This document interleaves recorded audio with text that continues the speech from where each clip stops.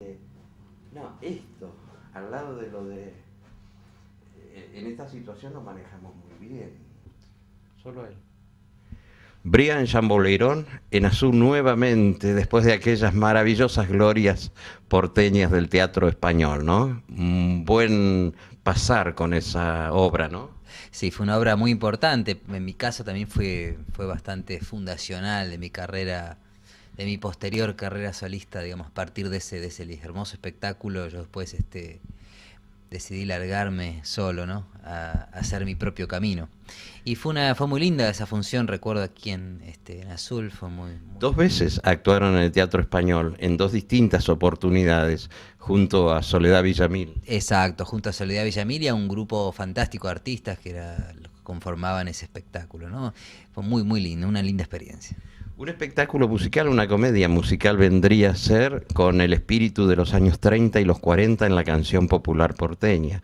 Pero más allá de eso, tus búsquedas que se centraron en tu línea de repertorio, en esa línea, ¿fueron a partir de Glorias Porteñas o anteriormente vos estabas en una postura revisionista y de rescate de viejas canciones de la Guardia Vieja? Sí, a mí ese trabajo siempre me fascinó un poco. Yo, digamos, me gustaba mucho siempre indagar en lo que había sido el cancionero, la creación, los creadores, ¿no? Los creadores de la música, que yo digo, en realidad más bien regionalmente, digo, digamos, del pampeana, rioplatense, ¿no? Porque sería un poco, es todo el área de influencia de esta música popular, y está toda esta zafra de autores y de compositores tan increíble que hubo en esta época, y en la cual si uno bucea un poco, indaga, se da cuenta que hay verdaderas perlas, ¿no? Que tienen que ser rescatadas del olvido porque así lo merecen, ¿no? Aparte, como me decía una vez Rolando Fustiniana, el director de cine, el crítico de cine, cuando lo teníamos en Historia del Cine, me decía, nunca, dice, un clásico se debe de ver si no está en función de la época. Es decir, estudiar el clásico y su circunstancia. Por eso estas canciones responden a testimonios y documentos de época. Exactamente, ¿no? Y a la vez por ser tan buenas obras y estar tan bien hechas, ser de tan buena factura y hechas por gente tan genial, tienen vigencia, ¿no? Es que como el clásico, al igual que los clásicos también tienen una vigencia y una actualidad increíble. Tanto que hay mucha gente que me pregunta si lo que hago a veces es una composición nueva, porque a veces yo hago cosas que no son tan conocidas, indago con coleccionistas, tengo fuentes, mis fuentes así de buceo, ¿no? Para ver. Contanos, ¿cuáles son tus fuentes? No, bueno, mira, soy bastante amigo de Gabriel Soria, lo conozco bastante a él, y después allá en Buenos Aires, bueno, tengo unos cuantos amigos que son así también coleccionistas que les gusta mucho coleccionar cosas viejas partituras, ¿no? Y hay una movida en este sentido. Yo en Solo Tango te he visto a vos con un grupo de gente, con también esas voces especiales, flautistas de la década del 30. Exacto, todo un color, ¿viste? Todo un color. Y un poco ese es mi basamento, sobre el cual, digamos, todo yo diría como mi escuela de formación es esa, ¿no? Ahí yo me formo, en ese caldo de cultivo de toda esta estética, ¿no? Esta estética criolla que me resulta muy interesante. Y a partir de eso es que yo me lanzo, digamos, a hacer también una carrera política, una carrera solista y una cosa también muy,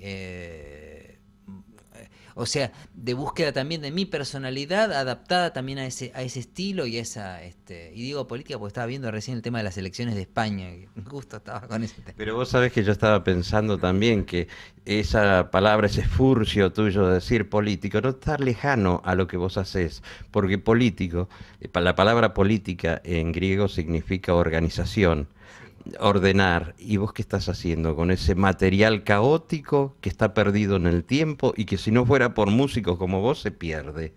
Es un rescate, una organización de un material. Sí, en ese sentido es de alguna manera tomar una postura también, una postura política, de política cultural, de rescate y digamos de volver a volver a mirar, a volver la vista hacia nosotros nuevamente, a nuestras creaciones, a nuestra historia, a nuestra cultura, ¿no? Yo soy muy respetuoso generalmente de la gente que en cualquier orden de la vida está haciendo rescates, porque no somos para toda la vida, o en todo caso somos para nuestra propia vida, que es finita y termina ahí nomás.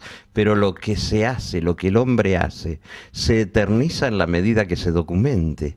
Y esto que vos estás haciendo y grabándolo y montándolo en espectáculo, eso es volver a vivir. El arte vive en la medida que tiene alguien que lo escucha o lo contempla. Sí, exactamente. Yo creo que eso es una gran verdad, en sentido de, y exacto, como decís, esa franja nuestra, ¿no? Esa vida que es corta, y ahí tenemos que tomar opciones, ¿no? Y más los artistas y en este mundo tan caótico y tan, ¿no? Tan globalizado y tan anómico, en el sentido de que no tiene nombre, ¿no? Sin forma y sin nombre, ¿no? Como buscar una posición también artística, eso me parece muy importante. Como decía Enrique Pinti en Salsa Criolla, pasan los radicales, pasan los peronistas, quedan los artistas.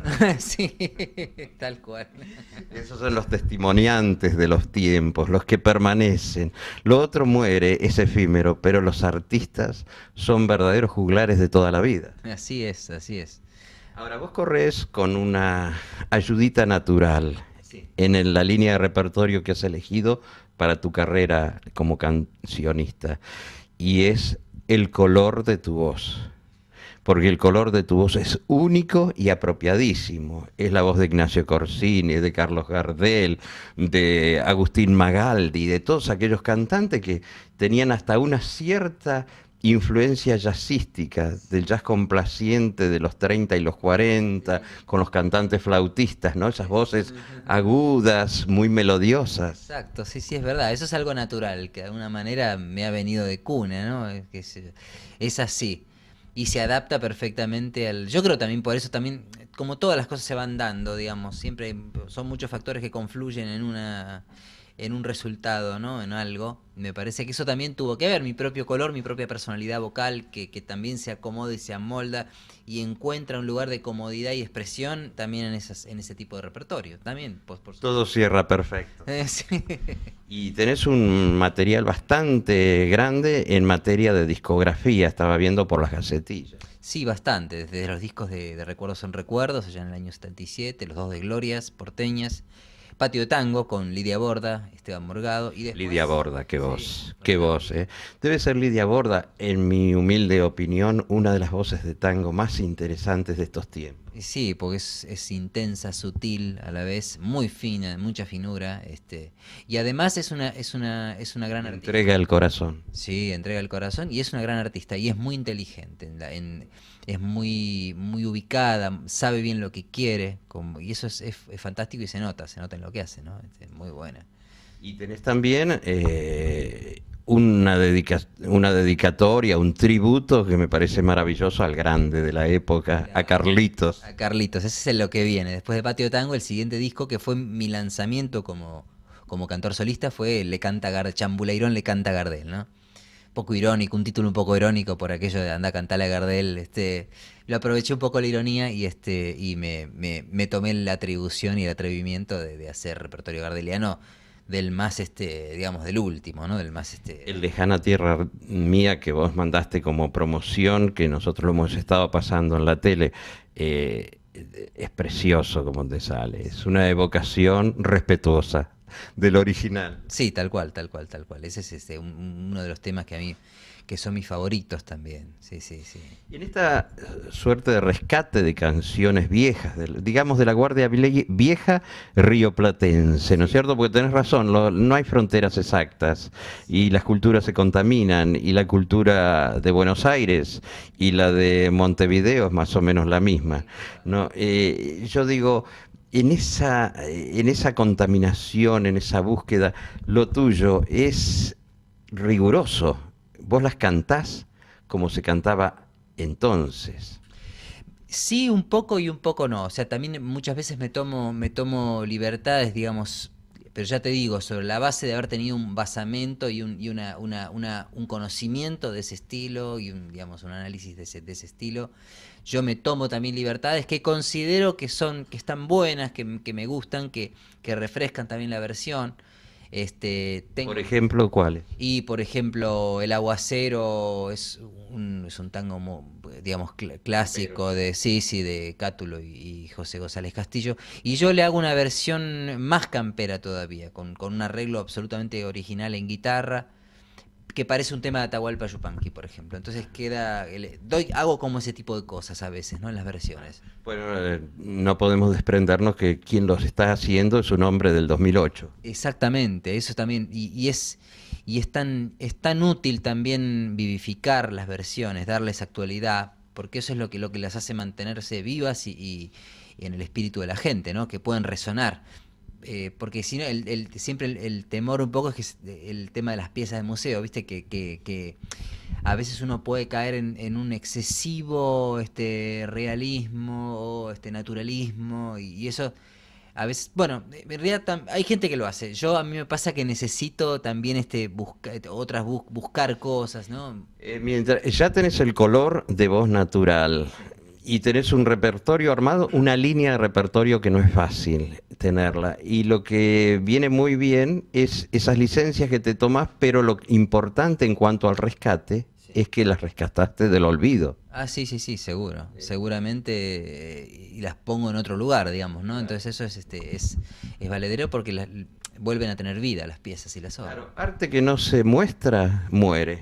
Sí, eso se lo suelo decir a algunos amigos poetas que guardan los poemas en el cajón, en una gaveta, en un escritorio. Yo digo, no viven, claro. Largalos, que conmuevan a alguien, que hagan vivir a alguien una historia. Tal cual. Brian, un placer. Ya está por empezar tu espectáculo. Un placer inmenso. ¿Brian o Brian? Vos decís que es Brian. Brian. Bueno, muchísimo gusto por estar con vos y ahora vamos a disfrutar de tu repertorio porque somos admiradores tuyos. Bueno, muchas gracias y un saludo a toda la audiencia. Espectáculo en el Gran Hotel Azul y entradas agotadas. Primera vez. Esto es histórico.